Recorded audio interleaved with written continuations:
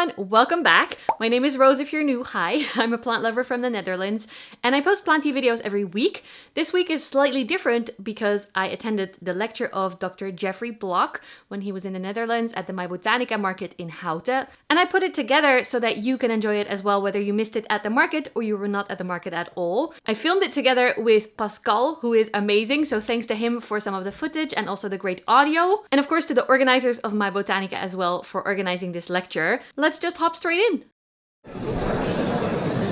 Good afternoon, everybody. My name is Leonard, and we all know what we're here for, to see Dr. Block in live.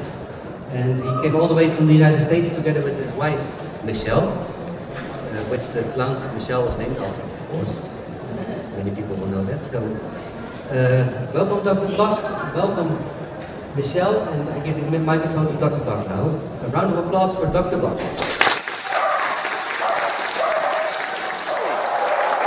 Isn't that nice? Thanks for coming. Everybody hear me all right? Good. First of all, thanks to MyBotanika, Frank, Saskia, for making this possible. It takes an invitation for me to come this distance, but it's worth it. And I can tell you a little more about me, but most of it will be part of the presentation. In real life, I'm an anesthesiologist, so I'm a physician botanist. I tell my friends I pass gas for a living, and yet the plant world has presented a new opportunity for me. I'm not the seller or the grower commercially of the plants, I'm the hybridizer or the developer. But it's been a project that I've been active with for between 40 and 50 years. My next birthday, I'll be 70. And nobody really took notice because I wasn't spending my days doing this. I would spend my free time in a home, a greenhouse. One of the benefits of being where I am is I'm from Miami. And the tropical area there gives me opportunity to probably grow more different plant species than most other places in the United States, except for probably Hawaii. And it's where my maternal grandmother moved in late 1940s. So we used to take trips down. I was actually born in New York. But when I went down to visit her, everything was green. And that's what was most notable in the wintertime. But as a 14-year-old moving, and no 14-year-old wants to move, think about that. I moved to Miami because of sports and playing outdoors. But over the years, I found that it wasn't simply nurturing a family, my wife, Michelle, here, our boys, but nurturing nature, which is actually the name of a company that I have that focuses on two different kinds of plants, tropical ornamentals, which is what most of you are here for, and botanical medicines, which makes sense to me as a physician. So what I wanted to do today is give you a little background because most of you would know of me through Anthuriums, but then to talk more about plants in general, because on shows like these, what I found, because I used to come to these shows in my neighborhood for years, and especially on the first day, the opening of the show, I was one of those people who was at the front gate the minute the gates opened, who would run in. But those were my collector days. And I promise you, if you stay a collector and only a collector, you will run out of space, right? So whether you have a one-bedroom apartment with a single Mylar tent, or you have a 100-acre ranch, if your mindset is, I'm gonna want to get one of everything, or hoard or collect as much as I can, you will run out of space. So the first talk that I gave in Bangkok about a year ago was titled, The Collector, Curating a World-Class Collection. And that's because I knew the people coming in were that first day's crowd. The second day's talk, because it was a 2-day show, was called The Custodian, caring for that world-class collection. Ultimately, if you'll focus on the latter, I think you'll be more happy with what you've done during your collector years to see some survivors, because it's a more noble goal to pass those on to the people who follow you. So with that basic start, and to introduce you to something we're going to do, when I finish the talk today, everybody got a little raffle ticket, right? We're going to give away some plants named after my wife, Michelle. By the way, if any of you get into breeding plants, name something after your favorite person. They will tolerate you being in the greenhouse and playing with that plant more. And I think we're going to have good fun today, but one of the things we'll do, I know that we're a long distance from Miami, but Michelle and I have offered in the past, and we will again for 3 people today, the last 3 tickets we select, to offer if you really want to come to Miami in November or December, because that's when we'll be there, it's the nicest time of year, come by and have lunch with us. I'll bring you around the garden myself, but in lieu of that, the top 3 or the last 3 of the raffle tickets will get not a hybrid Michelle, but a different release, a bit newer and perhaps even a little more colorful in different colors. But you'll see those as we bring them up towards the end of the talk. My goal is to have everybody out of here by the end of the hour. But thank you for taking some time in your day, taking yourselves away from the vendors. They probably like to see you all back there buying. But let's have a few minutes together, starting with why we're here, and in particular, this show in Houten.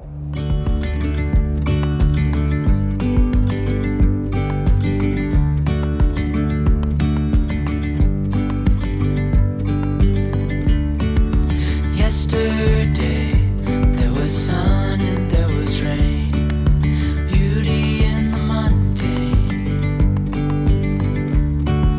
And as the light startled our eyes, we let go of disguise. You know the song, don't you? And now, there's something in the air, and a sparkly shimmer on our skin, restoring everything within. Oh, dreamy, breezy, we go. So we do other tours, and I've been doing them for many years. This is actually about 15 years ago. But as I mentioned before, today's talk is not going to be only about anthuriums, because I grow many more things than that. And I try to get a certain degree of horticultural merit to the plants. Why? It's basic health care. A healthy plant will have an easier time surviving when it basically meets a natural challenge, a drought, a heat wave, an insect, any pathogen. It helps to grow healthy plants. They're survivors. Most people, though, would know of anthuriums, in this case, Anthurium Michelle. And I think if there's one distinguishing thing that people immediately notice is, yes, these are called velvet-leafed anthuriums compared to what are called bird's nest anthuriums. And velvet-leafed anthuriums, when I started with them 40 plus years ago, were essentially all green, and some had some silver veins, but the colors are what attracted me. So Michelle is noted for certain violet and purple colors, while others, one called Dock Block Red Crystal, obviously there is featuring reds. So there are many other forms of the anthuriums that I tend to breed. This is several years ago, a grouping there. But part of the problem is the names. The names are taken, sometimes misunderstood or misrepresented. So just a quick little post that we did on Instagram last weekend was devised just so we can show you, in this case, these plants, which was a grouping I had on a greenhouse bench about 2 years ago, that have all associated names. We're going to go from the right to the left, another short 1-minute video of this table.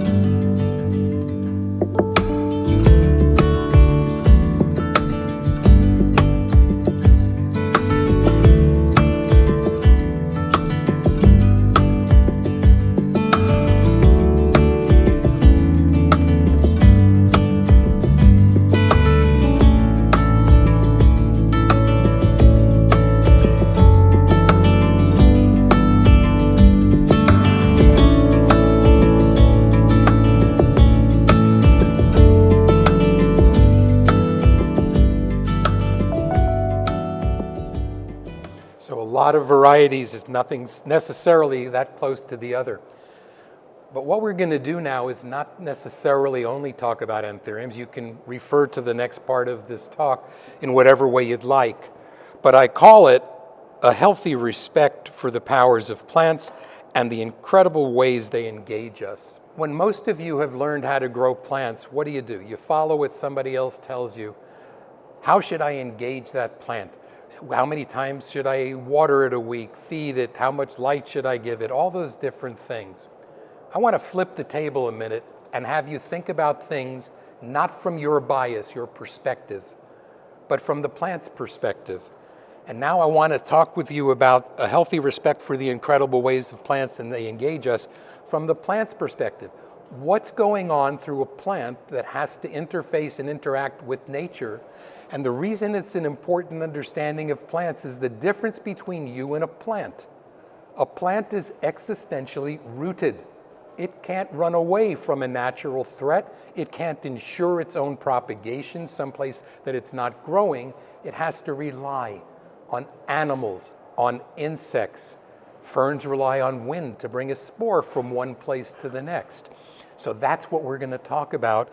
And this is one of our greenhouses showing that when you appreciate plants from the plant's perspective, what you can do. Now there's an author out of Berkeley in California. His name is Michael Pollan. Great last name for a plant author, right? Pollan. But he wrote something several years ago that resonated with me, and I'd like to show it to you and read it with you just for a moment here on the biochemical power of plants. So they nourish us and poison us. They delight our senses of sight, smell, and taste. They calm our nerves or wake us up. They even change the content of our minds and the experience of our consciousness. That's pretty cool coming from a plant, isn't it? And people ask me, you know what, sometimes with that last statement, I get asked about not only tropical ornamental plants, but as a physician, I get asked about botanical medicines. And I've had people who see me present this and they say, hey doc, you should know this. You're an anesthesiologist. What does it mean to be stoned? Okay, think about that. And I have to answer as truthfully as I know, we don't really understand that miracle, that spark of consciousness. So how can I really describe a change of consciousness? Leave that up to the poets like Michael Pollan here. So if we go back to prehistoric times, this is the way that how to sustain the plants was shared generationally, that wisdom. It's decidedly started with an Eastern healer's sensibilities, but the same thing is really done today. And so I'm fortunate to come from a long line of healers who know something about plants. If you think about it, the original healers had to be really good with plants or they would have lost their formulary. And then they wouldn't be regarded as a good healer nor a plants man or woman. So my background as a physician botanist shouldn't come as a surprise to anybody.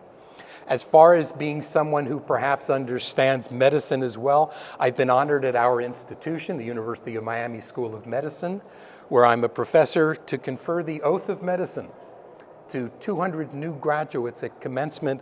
And people think of the Hippocratic Oath, but Hippocrates is also credited with having said that nature itself is the best medicine.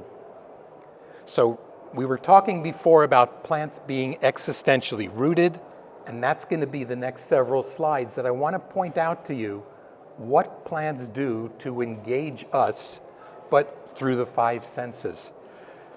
So what does that mean? Again, as I said, plants can't simply flee. They have to figure out ways to engage their surroundings to ensure their survival.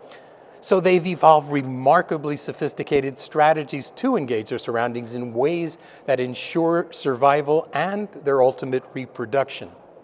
This is key to understanding things, but perhaps from a plant's perspective, that because plants are existentially rooted. So what are those five senses? We all know it. So these are the five senses as you would see, and in this case, we're going to start off with feel, okay? Plants have ways of interfacing with us. Anybody ever felt a particularly soft or a thorny plant? These things happen. This is a palm we grow. It's called Zambia Anthurium. It comes from Hispaniola, and it's so well armored, and guess what you don't find on those? Critters running up and down the trunks. That's why that weaving underneath stays so ornamentally perfect. There's another plant called Accordia, and it's called a nail file plant because the surface of the leaf is literally, you can file your nails with it. So things that are incredibly soft. I grow this at home. I wish I could have brought you in a specimen to feel because it's softer than the softest velvet you may have ever felt. So going through the 5 senses then, after we've gone through those senses, we can now talk about sight. And that's where most of you go in the show. You see a pretty plant. Well, that's one of the other ways that plants interface, not just with us, but imagine an insect seeing a flower that is just so sexy, can't stay away from it. Plants have evolved that to ensure their survival with insect pollinators. There's other things about this particular community, here where we are in the Netherlands. Many years ago, the Dutch had lots of money from exploring the New World. And those of you who are interested in pretty plants, you have to understand it's nothing new. Hundreds of years ago, tulip mania, also called the tulip craze, was well documented right here in the Netherlands, where certain tulip bulbs, which had almost black petals, but evolved some that came out with white stripes on them. That became, as they say, the cat's meow, the perfect plant, and was sold for far more than other things previously had because there were people with money. And they bought them until the market crashed. So this is a bit of a proviso. As beautiful as that may be, it was only recently discovered that this quintessential tulip that was such a craze back then developed that variegation from what is called a mosaic virus. And viruses are passed on through genome to their descendants. So be wary that sometimes there's a double-edged sword in the beauty in terms of the genetics as well. So I wanted to bring up that example for something that's quite beautiful compared to this flower, the Persian carpet flower. These are plants I grow at home. And I said to an insect pollinator, that is gorgeous. And the plant evolved it with this kind of a close-up to give you an idea of the detail that probably only a bug could really appreciate. So that's visual. If we move on next, we can talk about taste. Now, not all plant tastes are necessarily good. As a matter of fact, most plants, when you taste them, they have alkaloid chemicals that taste bitter.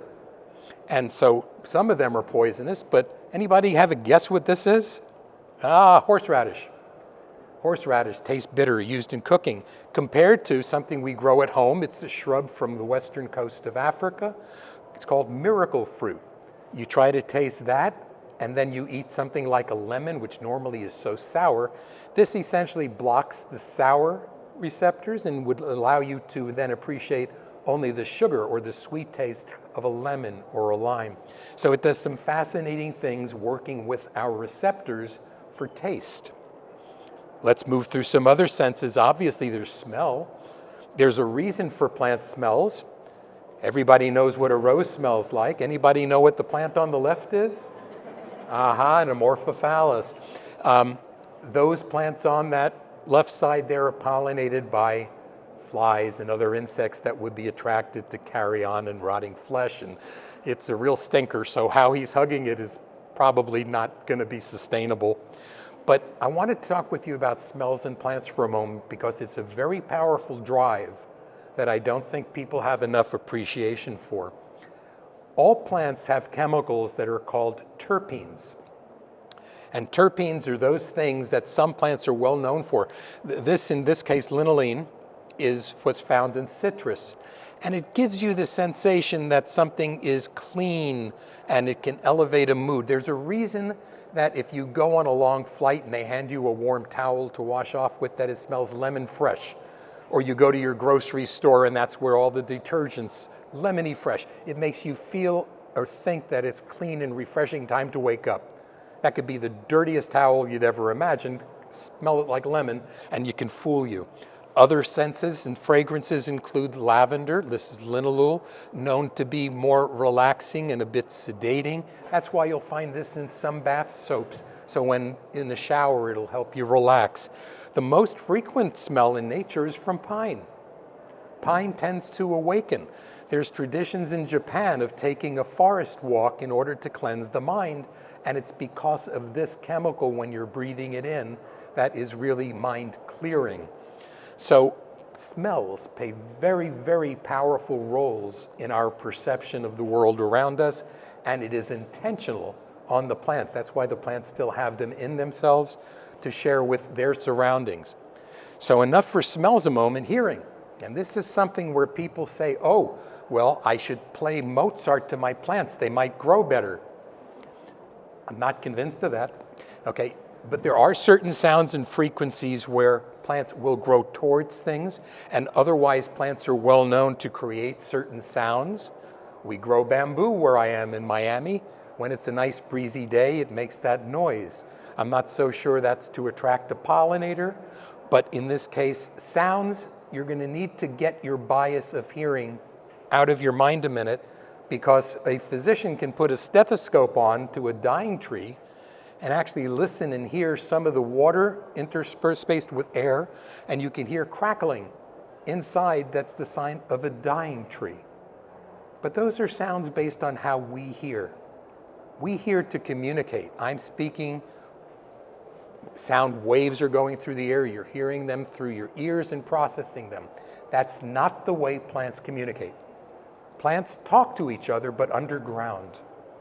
You've got to appreciate roots. And those roots have not only biochemical, but electromagnetic ways to communicate. That's why native groupings of plants, some plants make nice neighbors, and other ones aren't welcome in certain plant groupings. And you can go to many places in the world and find those particular groupings of plants, ones that know they can play together nicely with others. So hearing actually is happening more so for communication purposes among plants underground where you can't see it. If you want to know where to look for the health of your plants, stop looking up top. Study the roots and look what their role is for the plant's survival, and it's absolute that without the roots, no game. So as far as other sounds, you can actually play a horn at 220 hertz, and corn will grow that way.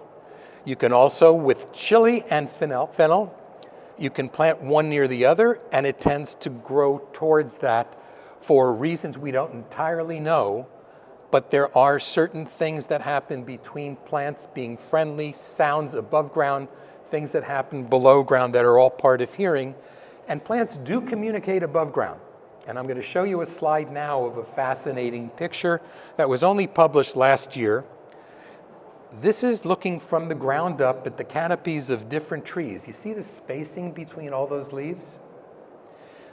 There's something going on up there that tells one tree limb to keep a certain critical distance from the next. Maybe so it's something won't be transmitted. Maybe it's to capture as much light without overlapping. That's probably key here. But the plants know this and communicate. This actually has a name. It's called crown shyness. And again, this is part of how plants hear in a sense, but communicate is the better word. So another thing that I wanted to talk with you about is about how plants hear underground. So now I'm going to show you a picture of an Anthurium, but not what you're expecting to see. This is a seedling, literally the seed off to the left, the first leaf off to the right, but before that leaf comes, that first taproot goes down, and then the first leaf comes up. That's the miracle of germination. I don't know why it happens that way, but I'm happy it does. And if you see all those fine little hairs on an Anthurium taproot, they're feeling their environment, whether it's mechanically, electromagnetically, sensing for water or other things. Those little hairs there, if you look close enough, are there for a reason.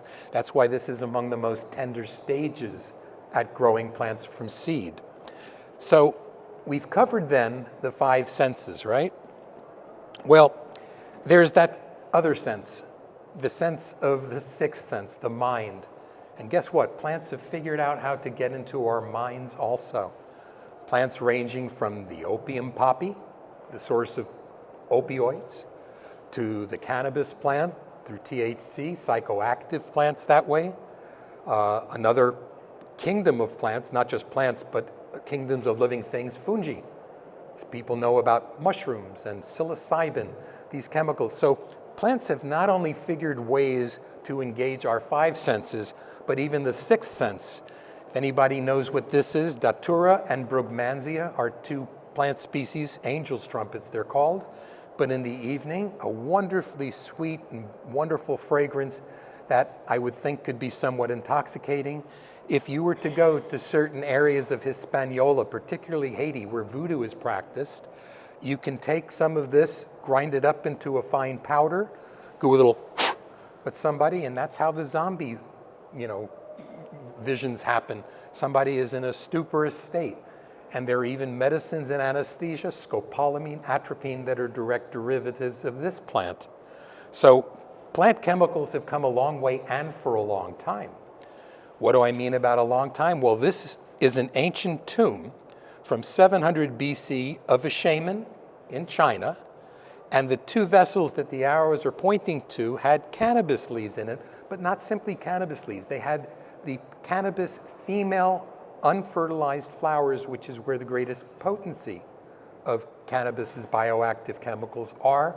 So even in ancient cultures, they knew that this was an important thing, such that the shaman decided what things wanted to be buried with him or her.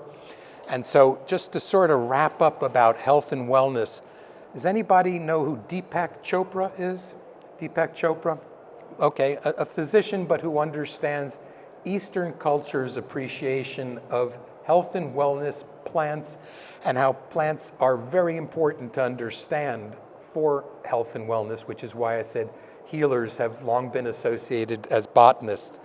And what Chopra has said in this beautiful quote is he says that isolating an active constituent from a plant is an affront to nature. It's like taking the intelligence and leaving the wisdom behind. So on that note, we're moving along nicely. I want to give special thanks to MyBotanika for arranging today's presentation.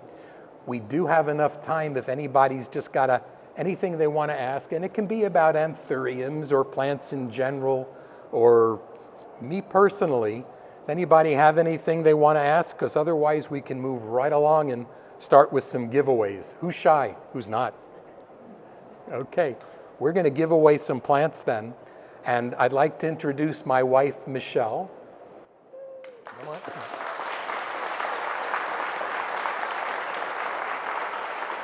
So what we're going to do is we have some beautiful samples of Michelle that's grown by Casa Botanica, one of the exhibitors today. And they are my only grower and seller of plants in the EU. I have another grower in Bangkok and others here, another one in the States. But we've put all of the raffle tickets that thank you for selecting one and holding it. We'll turn them around and pick them. Leonard, would you do this with Michelle? What we'd like to do is have these 10 selected come on up front, stay up front with us a little bit so we can maybe even get a group picture. And then we'll have 3 of the other plants that we can share with you also. So people used to say they wanted my signature on the back of the label, and the last time we did this a few months ago in the States, everybody wanted her signature on it because that's the real Michelle, okay? They call me the real Doc Block, but she's the real Michelle. 083.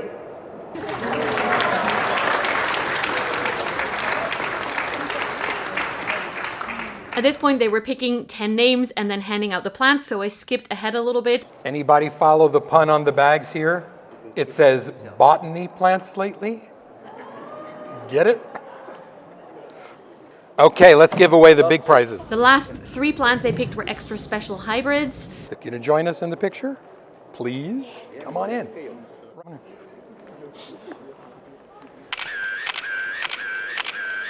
The concluding message is, look, there's a lot more stuff you can get inside, but you actually might have to pay for it. I want to thank you for coming here, and I know I covered not only some tropical ornamentals, but botanical medicines also.